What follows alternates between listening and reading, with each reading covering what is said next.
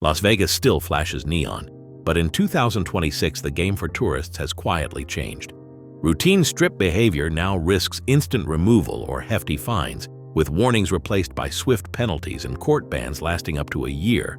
32% fewer minor offenses are slipping through since the new priority zone crackdown, and what felt like harmless fun just 1 year ago can now cost you your vacation. Why did Vegas turn up the rules? And what do most visitors miss until it's too late? Uniformed officers now patrol the Strip in greater numbers, especially on weekends and during major conventions. The area is treated as a high-priority zone, with teams assigned to pedestrian bridges, casino entrances, and busy intersections. Security staff and police coordinate to monitor crowds, focusing on behavior that once blended into the background, such as open drinks, loud arguments, or lingering too long near casino doors. Instead of a quiet word or a warning, officers now issue citations on the spot.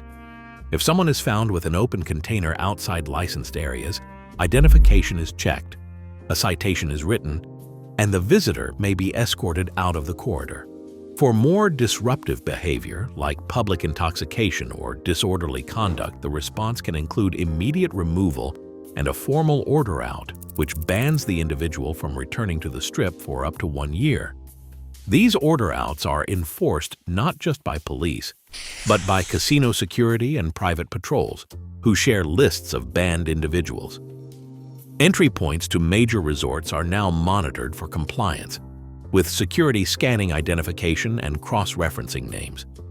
Even minor violations, such as trespassing, loitering, or failing to comply with a dispersal order, can result in a record that follows a visitor for the rest of their stay. Since November 2024, these methods have driven a 32% decline in reported minor offenses across the corridor. For most tourists, the change is subtle at first, but the margin for error is much slimmer than before. A single mistake can now carry real consequences for visitors. Fines for open container violations on the Strip, once a slap on the wrist, can run into the hundreds of dollars. The citation comes with a record that does not disappear when the trip ends. For those cited, the process is efficient. Identification is checked, the ticket is issued, and in some cases the visitor is escorted out of the corridor. Repeat the offense or refuse to comply, and the response escalates. Public intoxication, disorderly conduct, or ignoring a dispersal order can trigger a ban from the entire resort corridor, up to a full year, enforced by both police and casino security. The risks go beyond alcohol. Assaulting a hospitality worker, even in a heated moment, now brings felony charges under the 2025 crime bill. What might have once been handled quietly is now prosecuted with the full weight of the law, carrying the possibility of years in prison. The message is clear. The Strip's new legal environment treats any threat to staff or public order as a serious crime. For minor violations like trespassing or loitering, citations are swift, and the order-out bans are tracked across all major resorts. A single incident can cut short a vacation and bar access to hotels, shows, and casinos.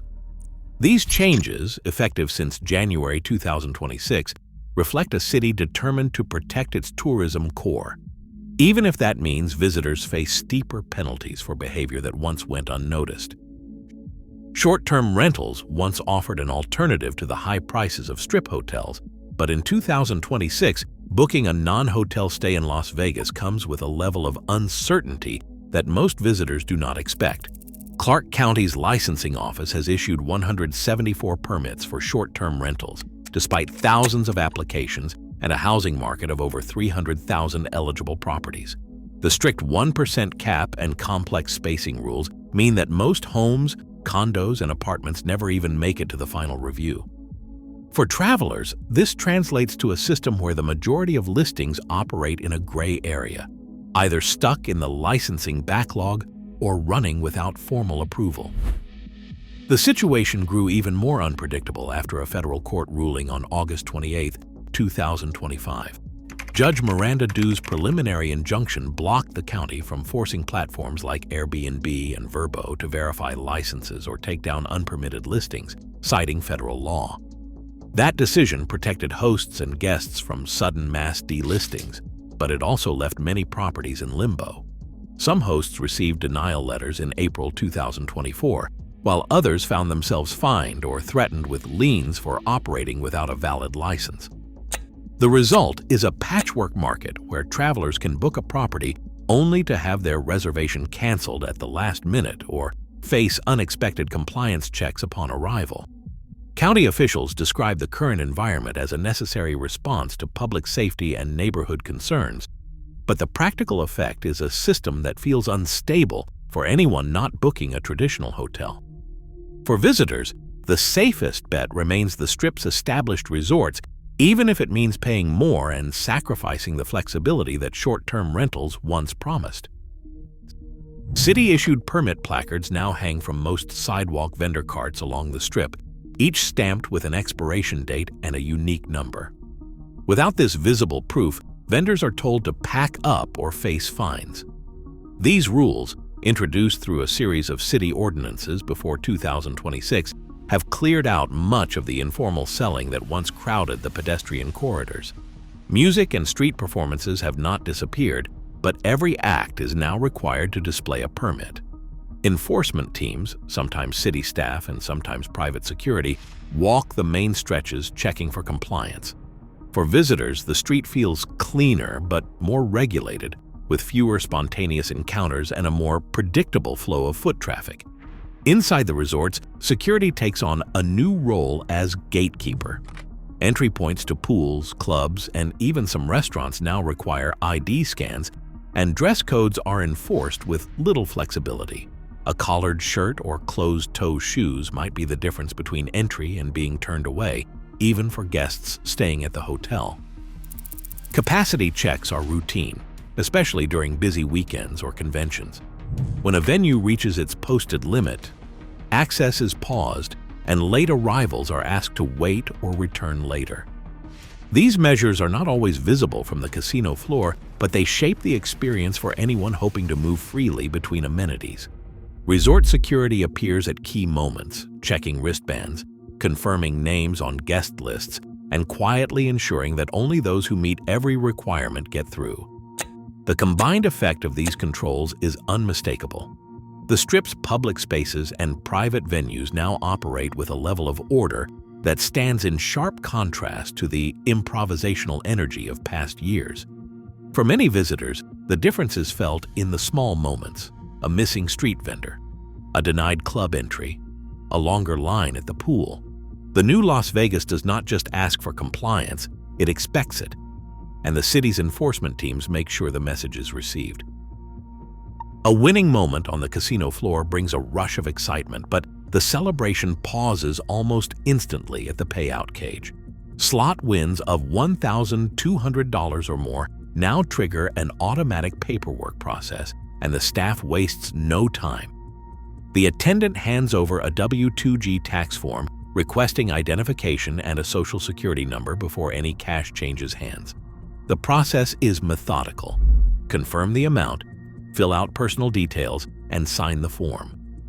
Even for visitors from outside the United States, the steps are the same, though the paperwork may take longer. What feels like a private victory quickly becomes an official record, with the casino required to report the win to the IRS.